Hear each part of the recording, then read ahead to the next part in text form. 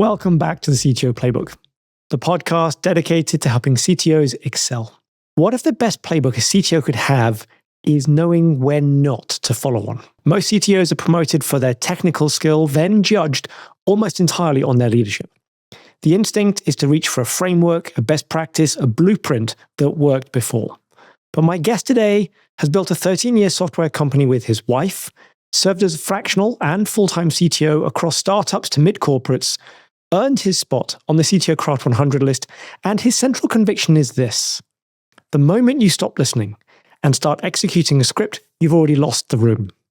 By the end of this conversation, you'll have a different relationship with the word playbook and a clearer sense of what to do about it. I'm your host, Adam Horner, coach to CTOs from startups to enterprises, and that chasm between technical excellence and leadership impact is exactly what I built the CTO Playbook to cross. Explore coaching, cohorts, and how you can stay ahead at thectoplaybook.com. Today I'm speaking with Ric Hill, co-founder of Ghyston, and he is one of the calmest, most grounded leaders I've met. Let's get into Ric's playbook. Ric, welcome to the CTO Playbook. It's great to have you here. Thanks. Really pleased to be here. Now, one of the things I wanted to start off with here, unlike usual, is just to go through a bit of background and talk about non-tech stuff, because I noticed from your profile that you've been doing quite a bit of triathlon. How did you get into that? So I guess the honest story of that is I started doing triathlon when my first child was born. I think it was a way to get out of the house, to have an excuse to not be having to have a small baby on me all the time. So I've been doing triathlon for 14 years now, as my wife reminds me. And I sort of progressively just got more and more into it and discovered that I could actually get quite good at it by being quite dedicated to it. So my wife calls it my second career, and because of the amount of time I think I spend on it, which is probably more than she'd like. But yeah, it's good fun. I enjoy doing it. It certainly sounds like it, that many. Yeah, I mean, that many number of years, definitely. I mean, I know people who've had careers shorter than that, so that's quite impressive. Yeah. Well, I've been progressively getting better. I'm still just about managing to beat PBs despite getting a bit older. So it's one of those things that I've kept pushing on through. And while you're still learning and improving, it's still rewarding. I guess that's kind of true of life and careers as well. Is when you get that sense of progression and getting better, you kind of want to keep doing it. Absolutely. Gratifying moments every time you hit one of those personal bests. Cool. In terms of, because you mentioned your wife several times there, I think it's probably worth pointing out that you actually work with your wife, don't you? I do. And I guess the ongoing joke is a lot of people say, I could never work with my wife. And I normally say, well, I could never work with your wife either. But I can work with my wife. In fact, we've only ever worked together, though. So it's a bit unusual compared to most situations where we actually met at work. We've always worked together as long as we've known each other. So I guess to not work with my wife would be the weird thing for me, rather than to work with my wife is weird for a lot of people. Yeah, well, I'm in the same boat of working with my wife. We both run our company together. She's my CEO, which I think is the fun topic that I love to put out there. So for me, I get it. I haven't always worked with my wife, but I can't imagine doing anything different now. I wouldn't want to. I think, having, run the business ourselves, it's very much, well, we run the business how we want to. And that's both relief and also sometimes pressure, because it's I call it the work-life blend. That there isn't a sort of a balance. It is definitely the two sort of blend together, don't they? Yeah, that's definitely true. And I think a lot of people say it's lonely at the top. It often is lonely at the top, running a business and being in a leadership seat. But actually, it's not lonely when you're married to the person that you're doing it with. So I think there's a big advantage to that. There's the disadvantage that you take all your work home and you kind of spend a lot of time, you put the kids to bed over the dinner table, whatever it is, you're talking about work a lot. But the sort of flip side to that is there's someone to share everything with who actually understands, what it means and how everything fits together. Yeah, there's nothing that you can't talk about. Everything is understood, and there's no sort of emotional disconnect, which I think is different from a lot of people when they come home from work, and then they find that it is quite lonely, as you pointed out. And sometimes that is at the top, and sometimes it's just because of the fact that there's nobody else who sort of really gets it and understands it as well. Absolutely, it's nice to have someone to share the journey with. I think it's Winnie the Pooh who said that life's always friendlier with two. I love that image. Such a simple phrase, but so important as well. Cool. So you also are a podcaster as well. So that's another thing that we have in common, which I think is quite fun, because you run a podcast called The Giant Minds. Is that right? That's right. Yeah. So I'm not used to being this side of the interview table. I suppose I'm used to being the one asking the questions. Yeah. So it's called The Giant Minds podcast. And that's because our company, Ghyston, is named after Bristol Giant. Ghyston is the legendary giant who dug the Avon Gorge. So that's why we have The Giant Minds, and giant's a bit of a theme that goes through our company. So yeah, we have the Giant Minds podcast. It's about sort of UK, Southwest tech, sort of society, community, things that are going on of interest. Oh, right. Okay. So because it's that gorge, the Avon area, it's very much focused locally on that area, then that's quite fun. Yeah. I'm sure we can flip the tables around at some point as well. So we can get to the point where, you're the one asking the questions as usual, and I can be the one figuring it out. Yeah, we should do that. Talking about Ghyston then, tell me a little bit about Ghyston, because clearly we've heard some about it. We've heard, the fact that you started it with your wife. You've always been working together, but tell us about what you do with Ghyston. Who do you serve? What kind of problems do you solve for them?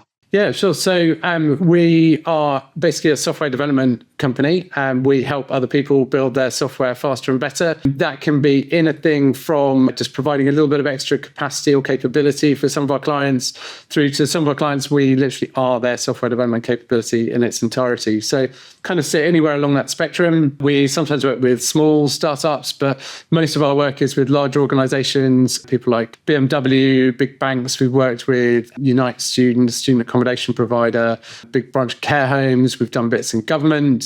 So we're quite spread across lots of different sectors. We quite like the variety of that. We like bringing different ideas from different areas together. But essentially, we will help our clients with anything and the whole software development lifecycle, from ideation, working out what it is they need to do, through to support as well. We have a dedicated support team that do look after not just software we've built, but software other people have built as well. Okay, right. So it does defy pigeonholing quite nicely then. Yes, and I think that's maybe a theme to come, is that I don't much like pigeonholing, and like to have a very kind of broad approach to things, and like to consider things quite holistically and in their entirety, rather than kind of being too laser focused on particular bits at any point in time. Cool. And so tell us just a little bit about where Ghyston came from. What was the sort of the genesis of it? What was the initial idea that thought, we'll start off a consultancy working together? Yeah. So Emily, my wife, and I, we used to work together for the same company in London.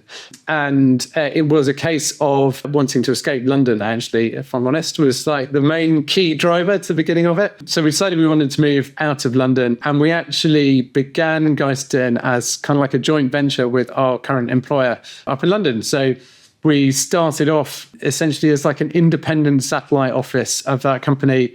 And over time, we kind of moved and became completely independent, but we still have a very friendly relationship with them, and do a lot of work together as well. So yeah, it was sort of an easy spin-off sort of start. And then we gained our own momentum and independence, and sort of we grew quite quickly over the first few years. So it's 14 years we've been going now, or nearly 14 years. And we grew quite quickly in the first few years and wanted that extra independence from the company we started with. So that's why we sort of spun off officially with our own brand. When is it? Must be about sort of 8 years ago now. All right. Okay. So you were working, that's a great springboard then. So that's quite a few years where you were essentially working very closely with who you'd worked for previously, before then just, I guess, adding new customers. Is that how it started, sort of separating? Yeah, well, I mean, we were always quite independent from the beginning. We were always kind of winning and delivering our own projects, but just operating under the same brand. And then that brand was a real benefit when we started off, and we could sort of have that gravitas, that level of experience that people could understand easily. But after a little while, once we've kind of been doing a lot of stuff on our own, that sort of was less valuable, less important to us. So it was more important to be nimble and be able to control our own messaging and that sort of stuff. So that's why it made sense to break off at that point. Cool. And so you talked to us about sort of the kinds of work you do, but what are the sort of problems that you solve for your clients? What are the challenges they come to you with and say, I need a fix for this, Rick? That's a really good question. And like all my other answers, there's no simple answer. It is quite varied. But okay. But I guess the majority of what we do is internal software that is quite high value, low volume, small user base. So it'll be really core to a way that a business or an organization operates, but there doesn't tend to be millions of users on it. It'll tend to be relatively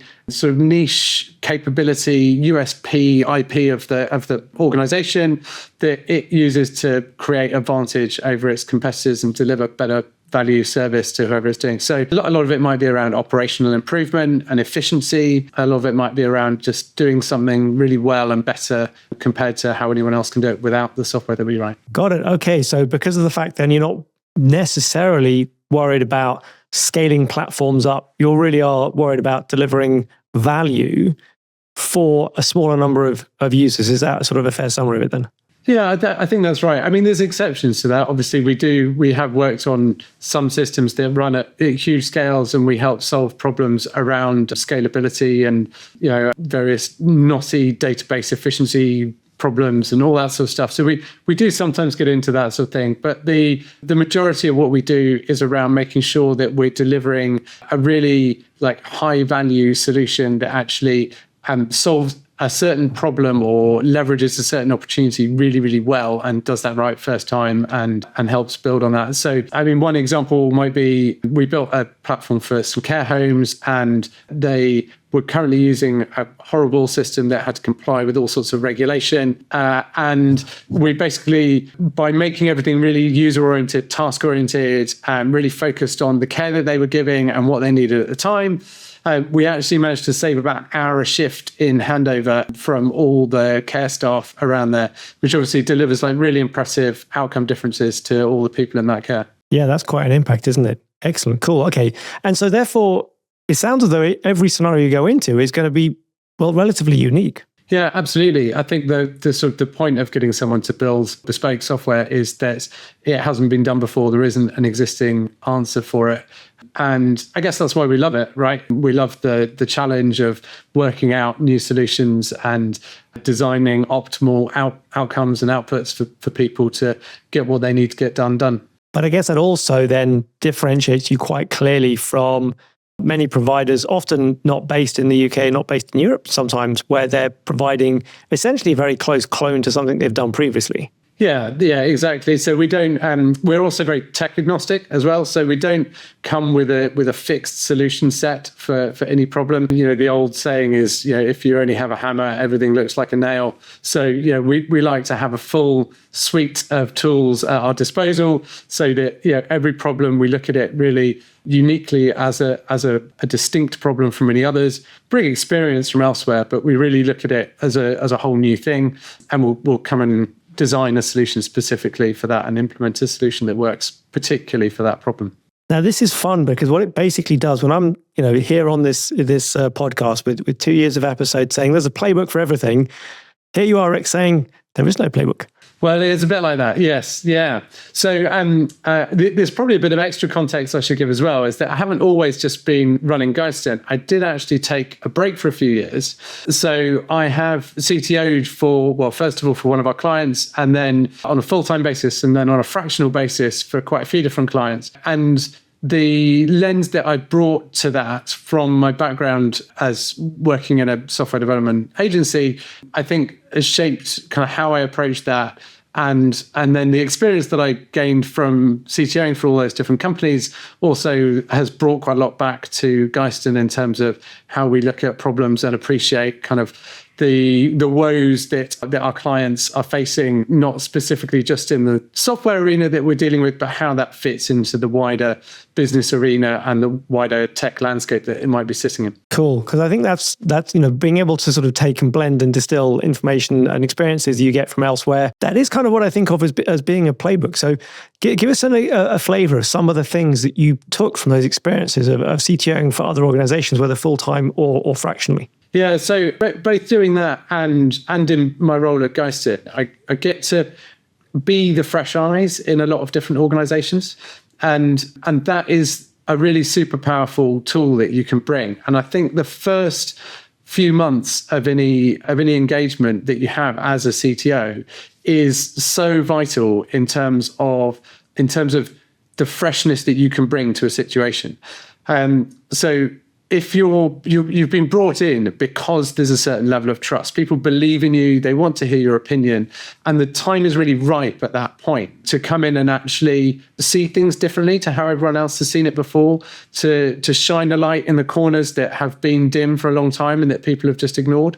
And I think that's like a really crucial moment when you're starting to engage like that. So I think those first few weeks of learning all the context is super important. And that's learning about who cares about what the organization cares about, what the owners of the organization care about, what all the different stakeholders care about, whether they be internal, really important clients, framing their needs and desires around the particular problems that they're facing, the particular opportunities that the technology is bringing, and sort of taking a really broad look at all of that stuff, listening to a lot of people, trying to speak to and meet as many people as you can, actually having proper, trusted, human, deep conversations with them as much as you can in that short period of time, just to discover and learn as much as you can. And it's a lovely two-way process. As the person doing it, I get so much energy from it. Just receiving all this knowledge, finding out this stuff, just being curious and learning is amazing. And the people you're doing it with, they love to share. They want to be heard. They feel seen through the process, and everyone just sort of gets that sort of sense of connection, and it lays the foundations for everything. So it's a really, really healthy process in my opinion. Right, that sort of discovery phase at the beginning. And I know that because I'm going to ask you a question, and I know the proper answer to this is it depends, but I'm going to ask it anyway. When you go into a new organization, how long do you feel as though you typically have for that kind of discovery, gathering context, asking all those great questions you mentioned about? How long do you think that lasts before you sort of become, part of the furniture, before you're part of the system already, and therefore can't have that fresh and newly opened eyes to a situation? Yeah, that's a really good question. The answer is definitely it depends, but I can give you a slightly better answer than that, which is what it depends on. So one of the key things is the age of the organization. So if you're going into a startup organization that's only been alive for 6 months, that feeling is only going to last for a few weeks at most, because everything's new to everyone, right? Everyone's moving at a really fast pace. And if you're going into an organization that is 100 years old, has a change of guard in the leadership maybe every 25 years, that's a totally different landscape to be going into. And I've worked with some organizations that are like that. They're really, really long-standing, family-owned or those sorts of organizations. They move really slow, and you're the new guy for the next 5 years. So I think it really that's one of the key factors that it depends on. The other thing is about, I guess, how long you've got. So if there's a lot of drive and impatience to hit certain points, then that's a really big impact too. So one of the biggest things there is an exit plan. So if there's an exit plan, and this is obviously really common in PE-backed organizations where there'll be a cycle every 3 to 5 years, where you are in that cycle makes a massive difference. If that next boundary point is 12 months away, you've got a month tops to get the lay of the land before you need to be making a big difference in order to get the change needed for that exit point. So I think those are probably the two biggest variables that are most important to that time frame. Interesting, yeah, because that's a really good point. If you don't have much time to make an impact, the expectation is you start turning around the questions into statements and delivery pretty quickly then. Yeah, exactly. I think there's some situations where there's like a really driving urgency and in that case it's not so much about health as about outcomes. It's more about just delivering the right results really quickly.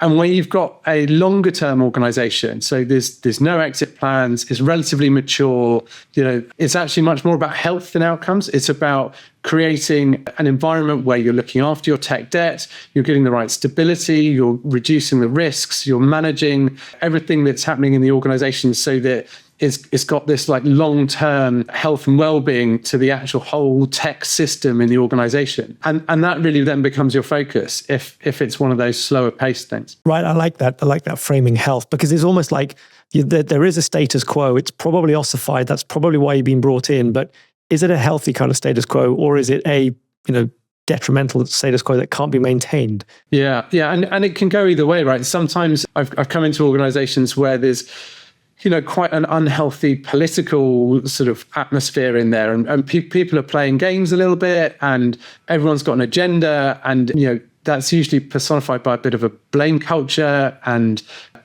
things can be quite unhealthy from that perspective.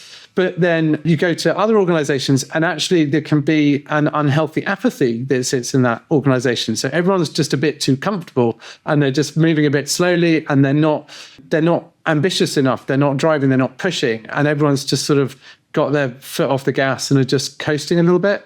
So I think you can have poor health in lots of different varieties as well. Yeah, that's a really good point. Excellent. So once you've come in, then you come into the organization, you've had a look around, you've understood what's going on, you've taken an appropriate amount of time that depends on those factors on how long you have to sort of absorb the freshness, the newness. What's your next step then as you're sort of looking at this organization thinking, okay, I've got to deliver some impact, some value. What do you do next? So I think it's all about prioritization, right? It's all about understanding what matters most to whom and what sort of deadlines you've got in. So, and in that prioritization process, it's about balancing urgency and importance as well. There might be some things with the deadline. You might need to, you might have some tech debt issue that has like a really hard deadline attached to it. Some platforms being deprecated that you need to move off something by a certain deadline. So you get some of those, but where there's not hard deadlines, it's about just working out what really is most important, what will make the most impact to the organization, and just prioritizing those things. So I usually do a really big, broad brush roadmap exercise when I go into places, which is we basically look at all the potential projects and ideas that have come up from around the business, lay them all out on sticky notes, label them all with 2 labels, just t-shirt sizing, small, medium, large, for the complexity of implementation. And you might measure that in months, but usually just a sort of small, medium, large sort of thing, and the impact that it'll have. And basically, with those labels, you can actually do a really good initial prioritization. And it's amazing how that changes the landscape, even though it's really obvious, things like that. And when you look at it in that format, it seems really obvious. Well, this one's got a big impact and it's really easy to do. But for whatever reason, it's just been ignored and sidelined for however long at the organization. So laying them all out makes it really easy to sort of put them in a linear line and say, from now to the future, and look at how you're going to tackle them. Cool. So, I mean, prioritization, it sounds like one of those relatively straightforward things to do. Why do you think it is that when we go into organizations as consultants, because I find exactly the same thing. We go in, we look at what's going on and say, okay, we got these big things you should do. These small things are okay. And then these things, little tiny things that you really shouldn't be doing. And they kind of often have this approach of, wow, that's really mind-blowing. And yet you're looking at it thinking, well, straightforward, you could have done it. Why do you think it is that most organizations struggle to do this on their own? Yeah, I think it's just that taking a step back is hard, right? When you're caught in the day-to-day grind, you can see how it happens. People are just focused on next week, this week. And if you've ever done some coaching for an individual, you can see this as well. They just get caught up in what's in front of them, what's the next thing on the to-do list, what's there. And it can feel overwhelming because it's just like this forever list of stuff that's coming at you. And when you take that time to actually pull them away from it and get them to look at it all holistically, you get so much more sense of perspective over it, and you can just all suddenly feels a little bit more manageable. And it's easier to say no to things as well, is the interesting thing. And I think that works on an individual level just as much as on an organizational level. And I think one of the other things you find is not only is it helpful for somebody else to look at it, it's easier for somebody else to tell you what to do. I see this quite often. You can tell your boss this is what you should be doing, but then it feels so much more impactful if you can say, well, that guy told us that we should be doing this. As an external person, often you bring a level of credibility and of command that sometimes people don't or have lost somehow, and it's become difficult for them to establish that internally. So from your perspective, when you're going through this, you've got your prioritized list, you've sort of gone through it with somebody that kind of had that moment of, okay, what is it that how do you deliver that in a way where they go, okay, yes, that's the thing I should be doing? Yeah, I mean, I find that usually just happens. It doesn't really take effort. And I think if you're involving people and they're feeling seen and heard throughout the process, actually, it's kind of like a process of just validation. You're just bringing everything together and validating it. And what you tend to find is it's actually much less conflict than you thought than people thought when you went in. People would think that, oh, we can't do this because so and so like won't sign it off and won't agree with it and won't be happy with it. And then you go into it and you sort of bear it all open to everyone, and then everyone just aligns quite naturally and easily. And I think there's something about just taking lots of voices and putting them into one place that just naturally solves a lot of these things. But let's not kid about, like, sometimes you do need to adjudicate and like make some decisions. And I think as a CTO in an organization, you need to take that responsibility really seriously. And you need to, I think it's really important to have this policy, which I borrowed from somewhere, called disagree and commit. So it's like, you can disagree with me, but I need you to commit to the decision. And that's okay. And I want to hear your disagreement. I want to hear your challenge. But if I make a decision, you do need to commit to it. And I think coming in as a CTO and leading a team, that's a big part of the deal, that you need to get straight with everyone from day one. Yeah, I think that's widely attributed to Amazon as one of their leadership principles, isn't it? But it is a fairly blunt tool at the end of the day when you have to use it. Yeah, I think you can get to the point when you need to. It's one of those things where you ideally, everything arrives by consensus, but the reality is that you never get complete consensus all the time. So you just need to be clear with the team that we'll try and get consensus, but we're not going to lose sleep over it. If we don't get consensus, we're all just going to like accept a decision and move on, because an imperfect decision is better than no decision. And everyone has to kind of accept that as a guiding principle in order to move forward with stuff. Especially when you're under time pressure. I do find there are some, I live in Sweden in the Nordics, and so I find a lot of time, the importance of getting consensus can be rather high at times here. But time pressure is sometimes the only tool that can help resolve that. But disagree and commit as a fundamental approach is good. So therefore, just to summarize, we're sort of focusing on the people, making sure that everybody's brought together, as you said, and they're in there. What are the key things that you think help make it work? So you don't end up having to use that sort of stick rather than carrot approach too often. Well, I think demonstrating results is really important. So I think if you're not actually doing what you said you were going to do and delivering, you will always have trouble getting people on your side and keeping people united. So it's really important part of that integrity piece that you are actually delivering. And people see through that really quickly if you're not. So you've got to know your onions. You've got to actually be serious about what you're doing and be confident that you're going to deliver and make that delivery happen. So all the strategizing and planning is no use at all without execution. And I think you need to be executing and delivering from a fairly early stage on some small and important stuff in order to make sure you're maintaining and that trust and developing it and pushing it forwards. And as long as you have that right level of trust involved all the time, then you can keep everyone together and you can keep everyone on board and delivering. But also part of keeping that trust is also being flexible.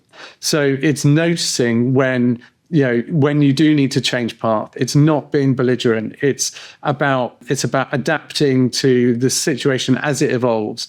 It's all well and good evaluating the landscape up front and really understanding where everything is when you come in. But if you don't continually do that and constantly horizon scanning, listening to people, seeing what's going on, being aware of everything that's happening around you, if you don't do that and just stay on the same path, then that's another surefire way to lose trust and not deliver the right solution. So it's really important to like keep doing that listening, keep doing that adapting, and changing and pivoting, being agile with a little a, as much as you can throughout the whole kind of tenure. And have you got some examples where you sort of learned that the hard way, where you sort of you stuck to the plan a bit too rigidly and came a little bit unstuck?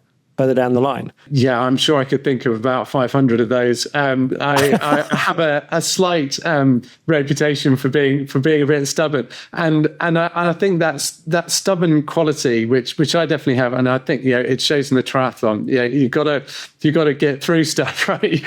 You gotta be a bit belligerent with it. I think it's both a really powerful weapon, and it can cause you to fall short. So it's hard to know when you're on a certain path and you're doing something. You'll always have two options, which is carry on, push through, or change tack. And so it's about working out whether the change tack is because that's just the easiest thing and you're knackered and you want to stop, or whether it's actually where the wise move is. And I think I've definitely exhausted both myself and other people, probably slightly unnecessarily, by keeping pushing on sometimes when it would have been wiser to shift. And that's, I think, one of the real dangers of sticking on the path is burnout. Is pushing people a bit too far. And in order to avoid that, you need to be really aware of what other people's tolerances are for burnout, because they're probably different from yours. Especially if you're a triathlete, I imagine. Yeah. So I think I probably have a slightly higher tolerance to it than most, and will tend to keep pushing, beyond what's sensible for a lot of people sometimes. So that is something I think I'm always learning, of what the right balance is there. So I've got to ask then, what is it you're looking for when you're watching other people around you, when you're being adaptive and sensitive? Are there any sort of particular triggers you look for? You think, hang on a minute, I'm probably pushing a bit too hard. Whether you're looking for it in yourself, whether you're looking for it in others. Yeah, I'm learning new ones all the time. I think learning to observe them, but they're so individual. I think you need to really understand the person that you're talking to in order to get that. I've got some people I work with, and I now know that the thing I really need to pay attention to is when they're really quiet, and that's quite hard to be attentive to, right? Because you don't necessarily notice a quiet person.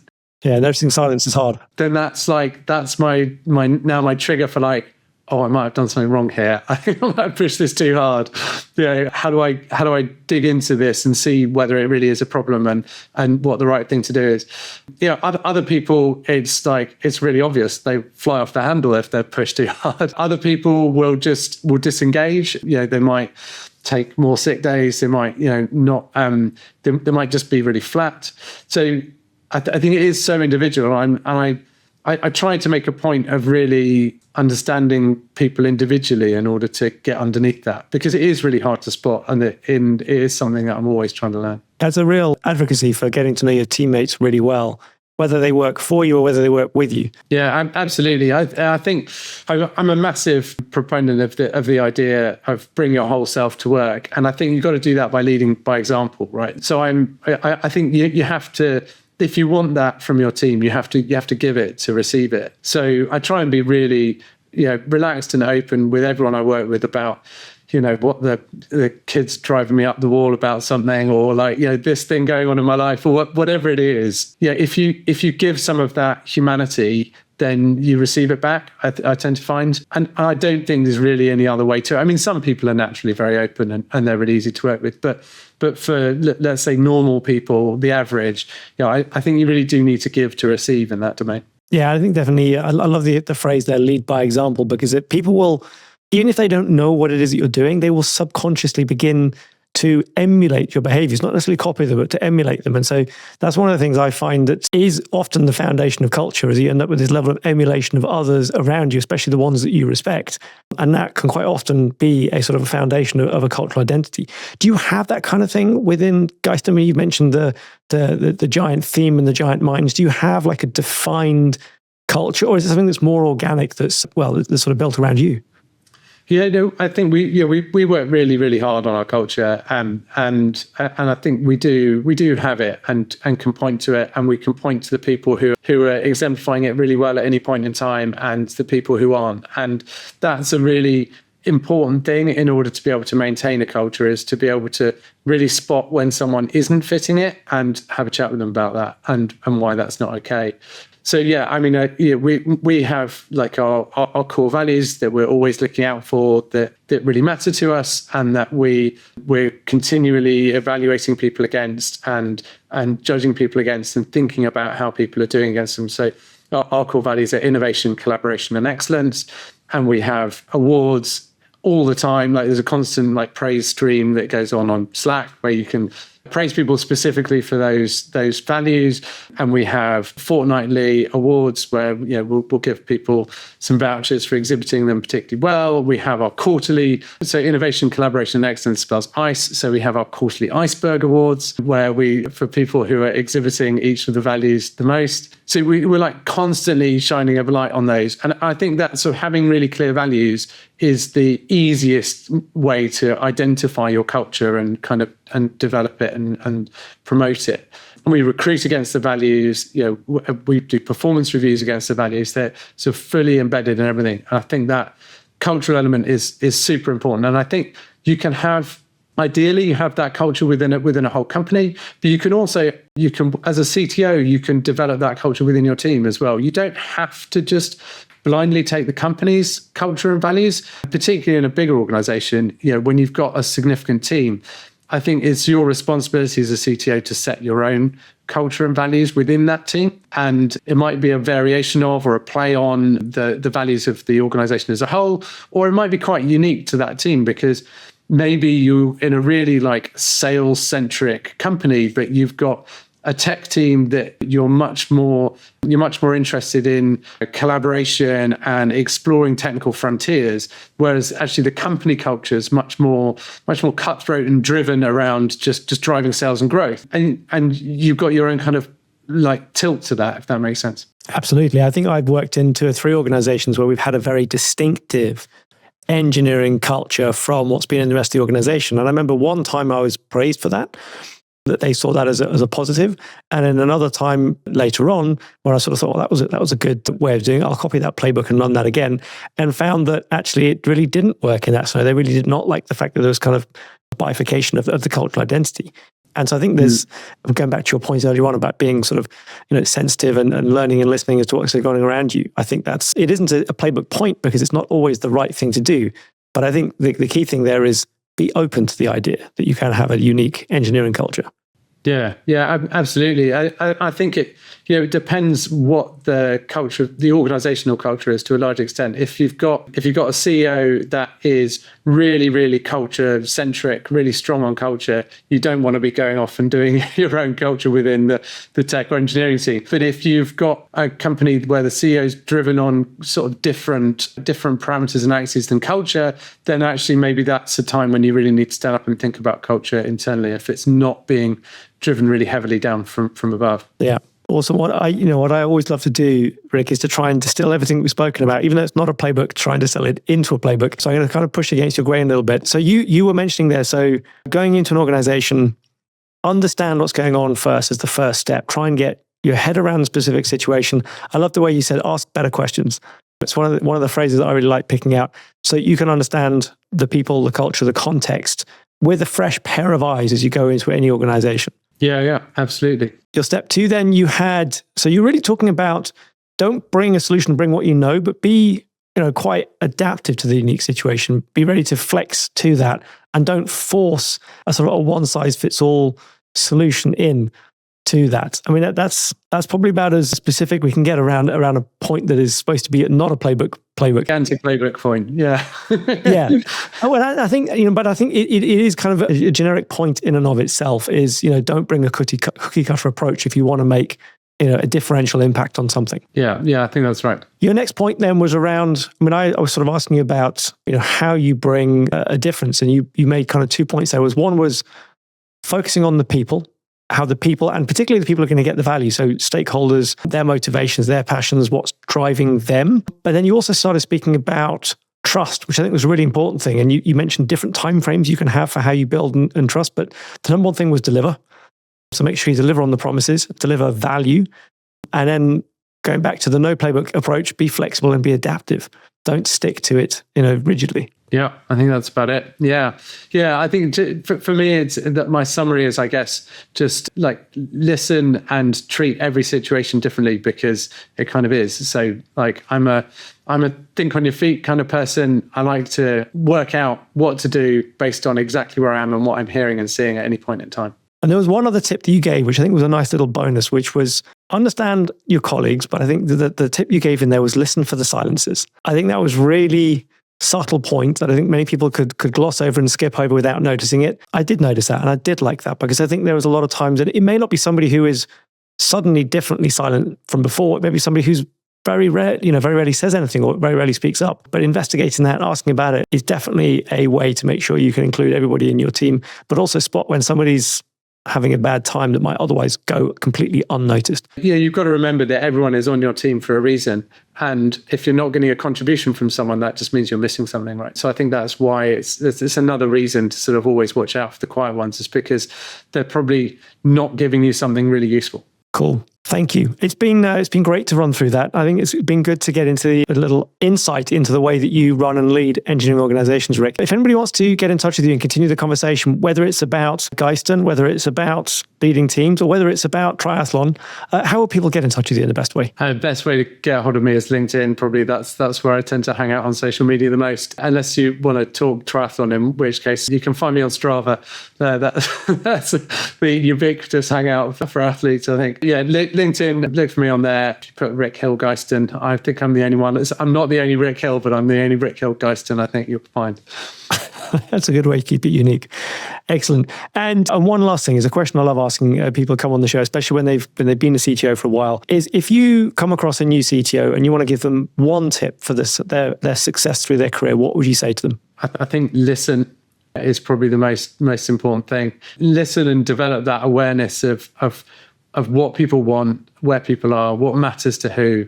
Like listening to all of that stuff is the most important, because you can't deliver what people need unless you know and learn about what people need. And the only way to do that is to listen. Great tip. As somebody once said to me, you've got 2 ears and 1 mouth. Use them in that ratio. Yeah. Yeah, I think there's definitely wisdom in that. Ric, thank you very much. It's been wonderful talking to you today. Yeah, it's been a pleasure, Adam. Thanks very much for having me on. Thank you for listening to the whole episode. I appreciate your time. So just before you go, I'd like to ask you for a favor in return for putting together this episode of the CTO Playbook for you. Please share the episode with just one person who will appreciate it. Wherever you're listening, whether that is Apple Podcasts, Spotify, Amazon Music, or another platform, sharing the episode will help more CTOs find the podcast and enable me to create more great content. Remember that you can find more information on the CTOplaybook.com. Thank you for listening, and I'll see you on the next episode of the CTO Playbook.